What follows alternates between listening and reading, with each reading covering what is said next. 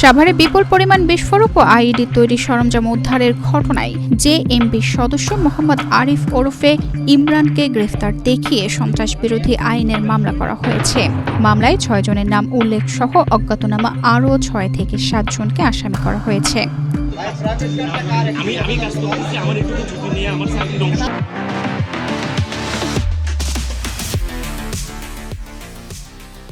এ বিষয়ে পুলিশ জানায় 11 আগস্ট রাতে সাভারের ট্যানারি এস্টেটের পশ্চিম দেওয়াল সংলগ্ন বেড়িবাঁধ এলাকায় নাশকতার উদ্দেশ্যে গোপন বৈঠকের সময় অভিযান চালিয়ে আরিফকে গ্রেফতার করা হয়। পরে তার দেওয়া তথ্যের ভিত্তিতে দক্ষিণ শ্যামপুরের একটি ভাড়া বাসা থেকে sulphuric acid, nitric acid, potassium nitrate, detonator, remote controller সহ বিপুল পরিমাণ বিস্ফোরক তৈরির সরঞ্জাম উদ্ধার করা হয়। একই সঙ্গে 10টি তৈরি পাইপ বোমা উদ্ধার করে ঘটনাস্থলেই ধ্বংস করে বোম ডিসপোজাল ইউনিট।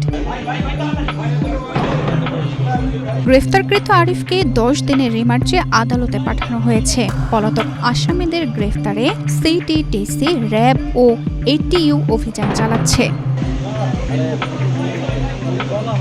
এদিকে সাভারের সাধাপুর এলাকায় প্রেসার কুকারের বোমা উদ্ধারের ঘটনায় আরও একটি মামলা হয়েছে।